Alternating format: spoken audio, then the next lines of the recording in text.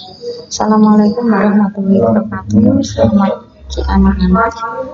Sebelum kita mulai pelajaran hari ini, perkenalkan dulu nama saya Bu Rizka sebagai wali kelas dan pengampu mata pelajaran IPA. Pada pagi hari ini kita akan melakukan pelajaran dengan judul atau dengan materi IPA yang pertama, yaitu mengenai objek pengamatan IPA. Tujuan pembelajaran hari ini yaitu untuk menganalisis macam-macam objek pengamatan IPA. Sebelum kita pelajari tentang objek IPA, coba kita lihat dulu 4 gambar yang ada di layar. Yang pertama ini adalah gambar manusia, gambar yang kedua gambar batu, gambar yang ketiga ada pohon pinus, dan yang keempat ada pohon harimau, ada hewan harimau. Dari keempat gambar ini tentukan mana yang makhluk demikian mana yang mati. Tentu anak-anak tahu mana yang makhluk hidup dan mana yang tergolong mati. Yang pertama yang tergolong makhluk hidup yaitu manusia dan tumbuhan. Kemudian yang terakhir adalah hewan. Kemudian yang tergolong benda mati di sini contohnya adalah batu. Kesimpulan dari pembelajaran hari ini yaitu yang namanya objek IPA tergolong menjadi dua, yaitu biotik dan abiotik. Biotik berasal dari kata bio artinya adalah hidup, jadi yang namanya biotik artinya adalah makhluk hidup. Sedangkan abiotik berasal dari kata a yang artinya tidak dan bio artinya hidup, berarti abiotik artinya adalah monyet. Pada hari ini kita akan melanjutkan materi pembelajaran sebelumnya, yaitu mengenai objek pengamatan IPA. Tujuan pembelajaran hari ini yang pertama untuk mengetahui langkah-langkah pengamatan IPA, yang kedua untuk mempraktekkan langkah-langkah pengamatan objek IPA melalui pengukuran menggunakan satuan baku dan satuan tidak baku.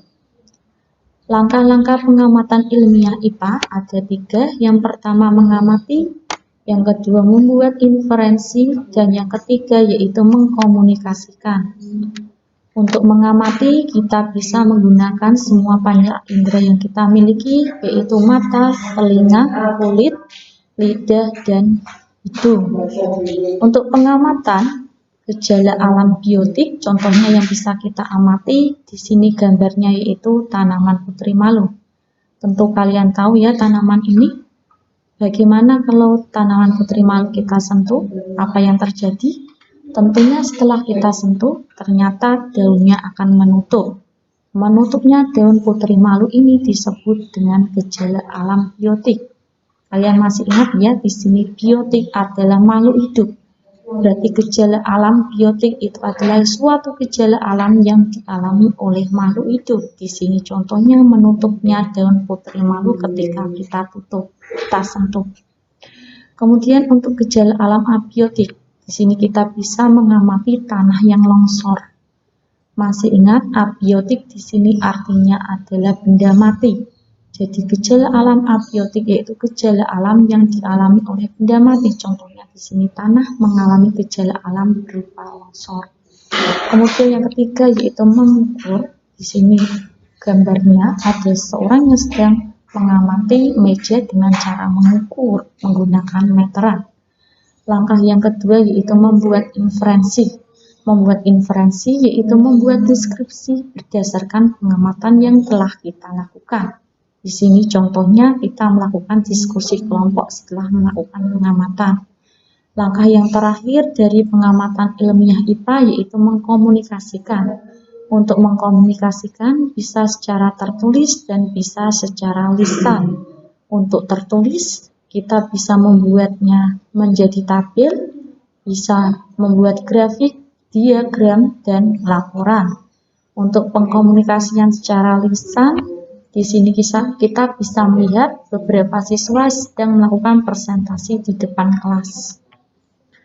Untuk mengukur, apa itu mengukur? Mengukur adalah membandingkan nilai suatu besaran yang diukur dengan besaran sejenis yang dipakai sebagai satuan. Di sini ada kata satuan.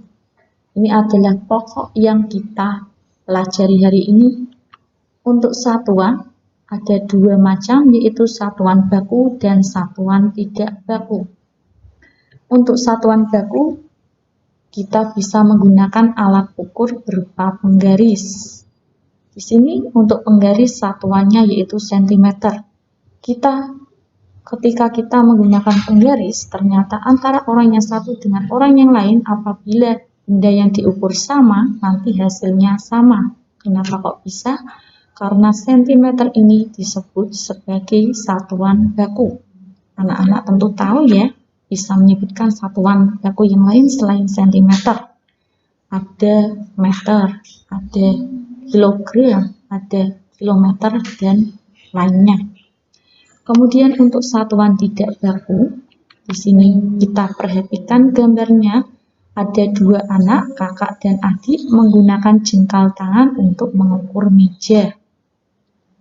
Menurut kalian, bagaimana hasilnya nanti kalau menggunakan jengkal anak-anak? Ternyata hasil antara adik dan kakak ini, ukuran mejanya berbeda. Kenapa kok bisa berbeda? Karena jengkal tangan antara orang yang satu dengan orang yang lain itu berbeda. Jengkal di sini merupakan satuan tidak baku. Untuk satuan tidak baku yang lain selain jengkal, kalian bisa menyebutkan contoh yang lain? Ada langkah, ada depa, dan ada apa lagi? Hasta ya. Untuk pada pagi hari ini kita akan melanjutkan materi kita, yaitu tentang besaran. Tujuan pembelajaran kita hari ini yaitu untuk mengetahui macam-macam besaran. Perlu kita ketahui ya, yang dinamakan besaran ya anak-anak ya, ada dua macam, yaitu besaran pokok dan besaran turunan. Besaran pokok itu adalah besaran yang satuannya telah didefinisikan terlebih dahulu dan tidak dapat dijabarkan dari besaran lain. Sedangkan besaran turunan itu adalah besaran yang diturunkan dari besaran pokok. Untuk besaran pokok ini bisa kita singkat biar untuk memudahkan, yaitu disingkat menjadi jiwa SMPQ. J singkatan dari jumlah zat, I untuk intensitas cahaya, W itu adalah waktu, S itu suhu, M adalah massa, P adalah panjang, Q adalah kuat arus listrik. Ini adalah tabel untuk ringkasan dari besaran pokok. Ada panjang satuannya meter, massa satuannya kilogram, waktu satuannya second, suhu satuannya Kelvin, kuat arus satuannya ampere, intensitas cahaya satuannya candela, dan jumlah zat satuannya mol. Untuk besaran turunan ada ini, saya berikan contoh yaitu luas, kecepatan, dan volume. Untuk luas, kenapa kok disebut dengan besaran turunan? Karena diturunkan dari dua besaran panjang, yaitu panjang kali lebar, sehingga untuk luas satuannya adalah meter persegi. Sedangkan untuk kecepatan, kenapa bisa disebut dengan besaran turunan anak-anak? Karena di sini diturunkan dari besaran pokok panjang atau yang disebut dengan jarak dan besaran pokok waktu. Sehingga kecepatan di sini satuannya adalah meter per sekon. Kemudian untuk volume juga disebut besaran turunan karena diturunkan dari tiga besaran panjang yang terdiri atas panjang, lebar, dan tinggi. Sehingga satuan dari volume adalah meter kubik. Ini adalah contoh dari macam-macam besaran turunan. Ada luas, volume, massa jenis, kecepatan, percepatan, gaya, usaha dan energi, tekanan, daya, dan momentum. Sekarang kita bedakan apa yang dimaksud dengan besaran, nilai, dan satuan. Di sini ada kalimatnya, panjang pensil lina 4 cm. Panjang di sini menunjukkan besaran, sedangkan angka 4 ini menunjukkan nilai, sedangkan cm ini menunjukkan satuan. Nah, anak-anak, semoga materi hari ini tentang macam-macam besaran kalian paham ya. Kalau ada pertanyaan, kalian bisa menghubungi Rizka. Assalamualaikum warahmatullahi wabarakatuh. Anak-anak, hari ini kita akan belajar mengenai konsentrasi larutan dan laju pertumbuhan. Sebelumnya kalian buka dulu buku paket IPA semester 1 halaman 30, nomor 2 dan nomor 3. Kita bahas dulu untuk nomor 2. Kalian bisa baca soalnya. Jika kamu membuat larutan gula dengan cara memasukkan 20 gram gula ke dalam segelas air 125 ml, berapakah konsentrasi larutan gula tersebut dalam satuan gram per liter?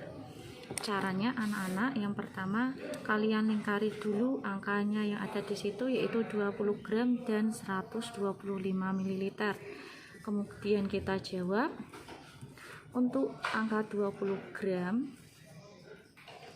dan 125 ml. 20 gram di sini menunjukkan massa, sedangkan 125 ml menunjukkan volume. Kalian lihat lagi di situ pertanyaannya, di sini kalian disuruh menjadikan satuan gram per liter. Karena di sini sudah gram, kita biarkan untuk massa. Kemudian untuk volumenya, di sini masih 125 ml. Kita jadikan dulu liter. Untuk mililiter ke liter, anak-anak, ini naik sebanyak 3, sehingga kita harus bagi sebanyak 1000. Hasilnya yaitu 0,125 liter. Kemudian kita masukkan ke dalam rumus dari konsentrasi larutan. Rumusnya atau caranya yaitu massa dibagi volume. Massanya di sini tadi adalah 20 gram. Kita tulis 20 gram dibagi volumenya tadi hasilnya adalah 0,125 liter. Kita bagi 0,125 liter. Hasilnya, karena ini ada di belakang koma ada 3 angka, kita kalikan dengan angka 1000. 20 dikalikan 1000 hasilnya 20.000.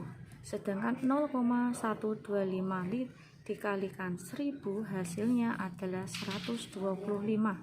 Sehingga 20.000 dibagi 125 hasilnya adalah 160 gram per liter.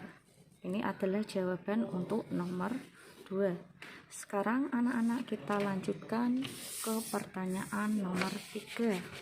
Tetap buku paket halaman 30. Tetap halaman 30. Nomor 3 kita lihat, Kevas menanam jagung pada awal pengukuran tinggi jagung dari permukaan tanah 10 cm. Selang 2 minggu kemudian ternyata tingginya menjadi 17 cm. Berapakah laju pertumbuhan jagung tersebut? Sama seperti nomor 2 tadi, angkanya kita lingkari lebih dahulu. Di sini ada angka 10 cm. Kemudian ada angka 2 minggu. Kemudian ada angka 17 cm. Kita tulis angkanya, kita jawab. Angkanya tadi 10 cm, 17 cm, dan 2 minggu. 10 cm ini menunjukkan tinggi awal. Sedangkan 17 cm ini menunjukkan tinggi akhir. Kemudian 2 minggu ini menunjukkan waktunya. Jangan lupa anak-anak, untuk waktu ini satuannya kita jadikan hari. Ya. 2 minggu itu ada 14 hari. Kita lihat lagi pertanyaannya. Di situ yang ditanyakan adalah laju pertumbuhan. Untuk laju pertumbuhan,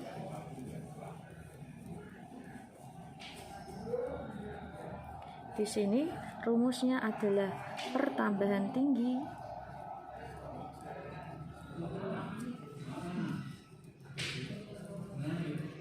dibagi waktu ya. Pertambahan tingginya di sini tinggi akhirnya 17 dikurangi tinggi awal. Tinggi awalnya adalah 10 dibagi waktunya adalah 14 hari. Jangan lupa di sini ditulis cm satuannya. 17 kurangi 10 yaitu 7 cm dibagi waktunya adalah 14 hari, sehingga hasilnya adalah setengah cm per hari ya. Ini adalah hasil nomor 3. Sudah jelas ya anak-anak ya. Kalian bisa melanjutkan untuk mengerjakan tugas. Assalamualaikum warahmatullahi wabarakatuh.